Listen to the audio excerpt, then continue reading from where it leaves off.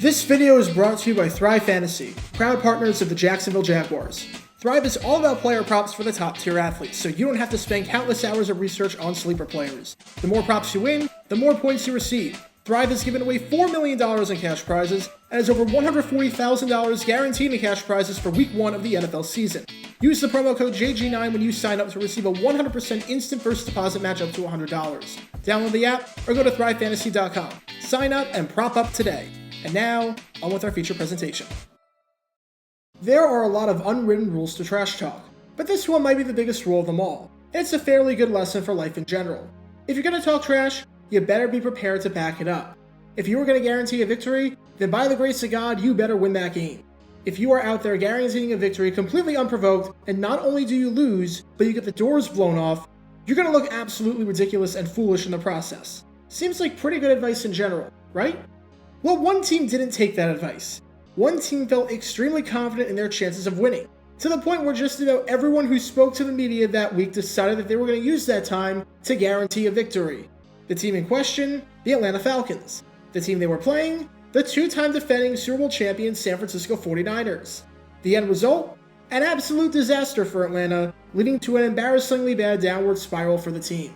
And this is the story behind what might just be the worst guarantee in the history of the Falcons.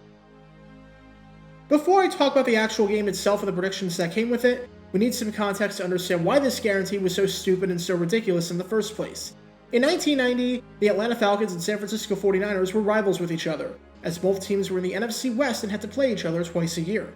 However, by the time the 1980s rolled around, and the Falcons struggled pretty consistently while the Niners were making a name for themselves and becoming one of the greatest dynasties in the history of the sport, the Falcons-Niners rivalry was becoming incredibly one-sided, to the point where I'm not even sure how much the 49ers hated the Falcons at all. They had bigger fish to fry.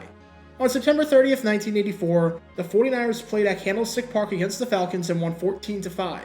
Admittedly, it was not the prettiest of games for the Niners. They turned it over twice, were outgained by over 100 yards, and their 14-point score turned out to be the fewest that they scored in any game that season. However, that game began an absolutely dominant stretch in the rivalry, as from that point on, anytime the Falcons and 49ers squared off, you could just about guarantee that it was going to go San Francisco's way. From the start of the 1984 season until this game right here, the 49ers and Falcons met 13 times. San Francisco won 11 of the meetings. The only two they didn't win were a 1986 contest that ended in a tie, and a 1988 contest that was won by the Falcons 34-17. San Francisco won over 88% of the meetings held in that stretch, and some of those contests were absolutely brutal. There was a meeting in 1984 where the Falcons turned it over 6 times. There were the 2 meetings in 1985 where the 49ers scored a combined 73 points and sacked Atlanta's quarterbacks 13 times. There was the time in 1986 that the Niners shut out the Falcons, winning the game 20-0. There was the time in 1987 where the Niners won 35-7, outgained the Falcons 461-216 in total yardage, more than doubling their number, and gave Chris Miller fits all day long, as the Falcons signal caller went 13 for 36 for 186 yards, no touchdowns, 4 interceptions, and a passer rating of 14.1, which is worse than if he did nothing but spike the ball into the ground on every single play. And there was the 1989 meeting that the Niners won 45-3, which I talked about in a previous video of mine, so if you want to learn more about that annihilation, then click the card in the upper right corner. The bottom line was that it was bad, and 8 of the games in that stretch were won by double digits, with the Niners routinely covering the spread, even if the spread was more than 2 touchdowns. By all accounts, San Francisco had Atlanta's number. But right before the Falcons were set to face the Niners again, they got a bit of a confidence boost. October 7th, 1990. It's week 5 of the NFL season, and the Atlanta Falcons are taking on the New Orleans Saints in a rivalry that seems way more of a level playing field. Atlanta enters this game at 1-2. As you might have been able to figure out, one of these losses came in their last game against the San Francisco 49ers. At least this game was a respectable defeat, as the Niners won 19-13, and the Falcons covered the 11.5-point spread. Baby steps, I guess. Still, this game against New Orleans was a pretty big game for both teams on paper.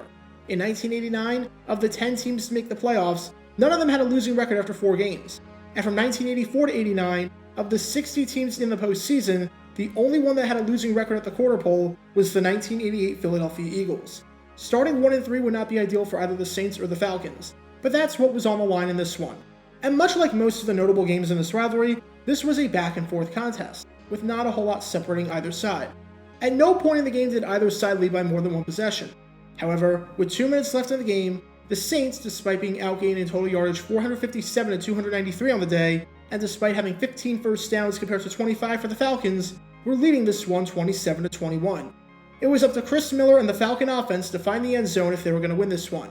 And sure enough, that's exactly what happened, as Chris Miller hit Andre Rison on a 3-yard touchdown to give Atlanta a dramatic 28 to 27 victory. It was Rison's second touchdown of the day, and many people consider this game against the Saints to be the moment that Bad Moon Rison put himself on the map. The Falcons were feeling incredibly confident and happy after that one, and it made sense why. This was a team that hadn't had a winning record since the strike-shortened season in 1982, and had been consistently in the doldrums. This was a team that was coming off of a disastrous 1989 season, where the team went 3-13 and dropped its final 7 games, fired coaches midway through, and tragically lost 2 players who died in automobile accidents. And now they had just beaten their bitter rivals, and a team that had been one of the better teams in the league to close out the 80s, and they did so in a clutch way. Up next was the rematch against San Francisco.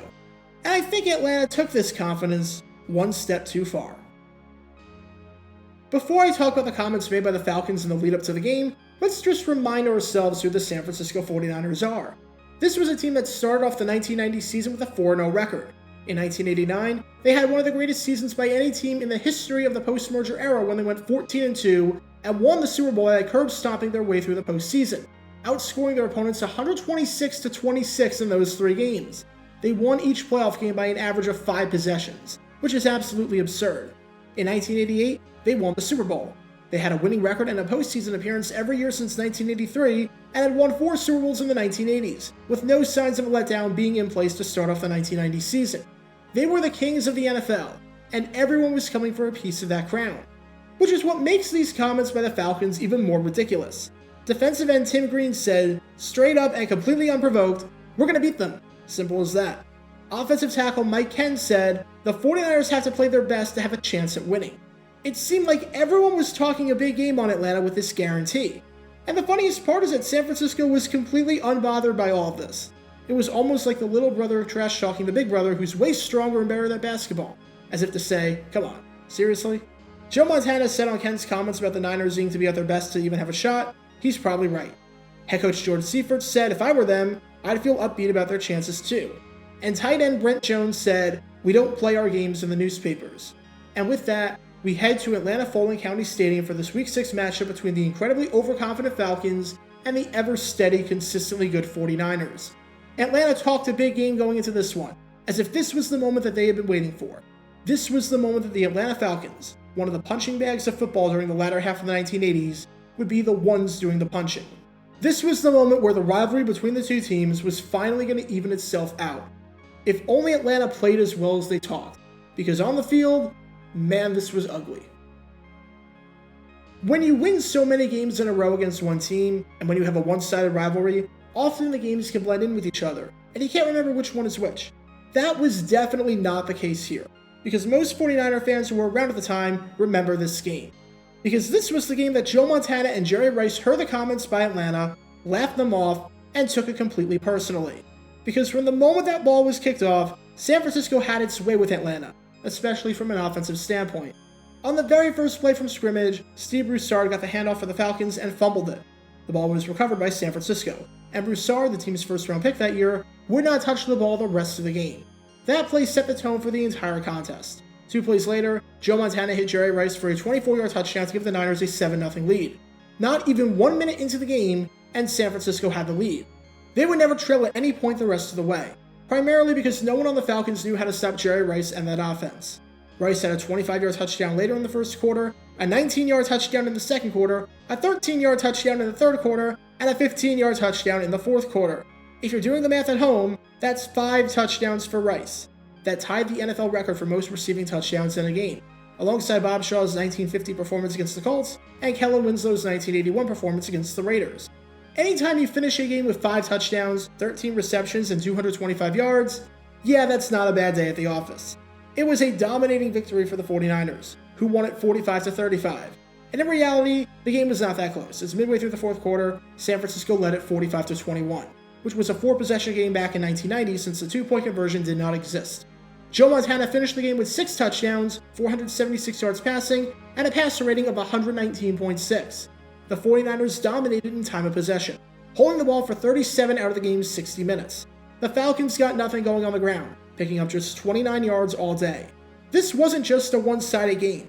It was an absolutely historic one considering what Rice did on the other side. And afterwards, the Falcons were eating a big slice of humble pie. Falcons head coach Jerry Glanville had nothing but praise for San Francisco afterwards. On Joe Montana, he said, "I don't know of a quarterback that can play any better. He gave us a lesson. I can't wait until that quarterback retires." Insert the monkey's paw of not realizing that he was going to get his wish relatively soon, but Steve Young was about to take over the reins, and would dominate the Falcons as badly, if not more badly, than Montana did. Likewise, quarterback Charles Dimry, who was picked on all day by Montana and company, said Jerry Rice is a total package and great all-around receiver. And after the game, Atlanta went into a tailspin. After 5 weeks, they were 2-2. After 15 weeks, they were 3-11, and including this game against the 49ers, dropped 9 of their next 10 games, with the lone win being a Sunday Night Football victory against the Cincinnati Bengals. Atlanta would get their day of reckoning in 1991, as the Falcons, to the shock of just about everyone, swept the 49ers. However, the rivalry would resume to its regularly scheduled programming of San Francisco dominating, as from 1992 until the middle of 1998, the Niners once again won 11 out of the possible 13 meetings. The rivalry would get more heated throughout the 1990s because both teams were actually decent, and because of the Deion Sanders angle, but it wouldn't be because the Falcons were doing a whole lot to even the score. So for any players watching this video for some reason, here's a word of advice. Be confident in your ability all you want. If you're going to talk trash, go ahead and talk trash and shoot your shot.